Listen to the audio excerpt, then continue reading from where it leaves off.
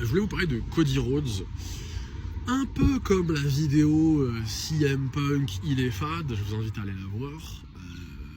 Il n'y a aucun souci à ne pas aimer des catcheurs, chacun ses goûts, aucun problème. Chacun est diverti par l'aspect qui lui plaît le plus. Donc ça peut être performance in ring, le nombre de moves, aussi le storytelling dans le ring, donc les persos, les stories, le cadre, tout ça, les promos, le mic, bref. Chacun a son aspect qui lui fait kiffer, quoi. Mais il est inconcevable, incohérent, faux de dire que Cody est un mec mid, pas intéressant, nul, enfin bref, parce qu'en fait Cody il est beaucoup trop fort. Cody il est beaucoup trop fort.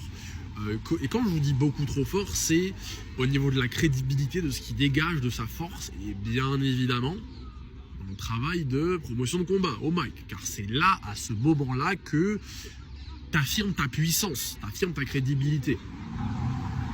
Cody, il t'a pissé sur Rollins, il t'a pissé sur Gunther, il t'a pissé sur McIntyre, il a tourné avec Punk, on lui a amené Cena, il a fait 50-50 avec Cena, mais enfin,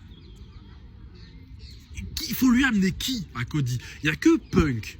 Il n'y a que Punk dans la compagnie aujourd'hui, les deux mecs les plus chauds au mic, et c'est très dur à départager, et j'ai hâte de voir un programme Cody Punk avant que Punk prenne sa retraite. Bah c'est Cody et Punk, parce que Cody et Punk, ils ont les mêmes forces, c'est deux gros politiciens, ils sont grave de l'inspi, ils clashent de ouf, il y a grave de la répartie, c'est très bons storytellers, ils sont très forts dans le fait de faire leur promo tout seuls, contre la foule, avec la foule, et en opposition, enfin, les deux, ils sont injouables. Et en fait, Cody, au même titre que Punk, mais c'est parce que c'est des mecs du mic aussi, c'est aussi pour ça.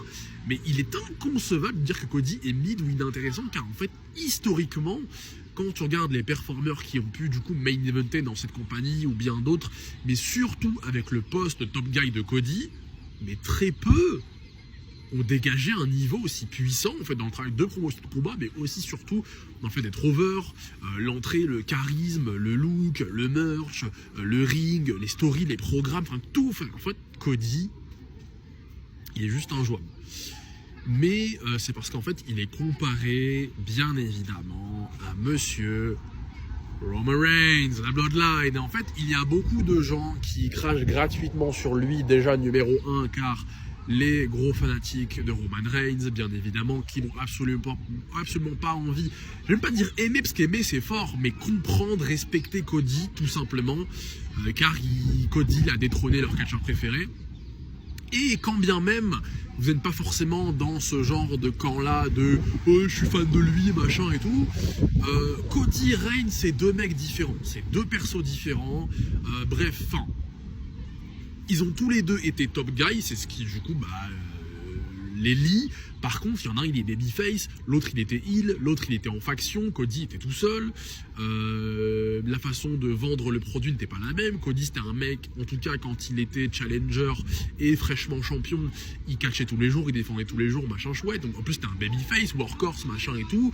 Reigns c'était beaucoup plus hypé, programme, storytelling, grande échéance, grand moment. C'est pour ça qu'ils ont fait la poids lourd en 2023 pour Rollins, hein, pour que Rollins puisse être là tous les jours. Comme ça, Rollins il chauffe un peu la salle pour que le grand Roman Reigns arrive sur les gros PLE et fasse exploser la terre.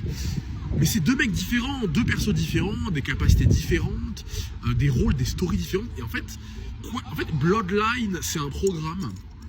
Il est allé sur la lune, c'était trop puissant, machin.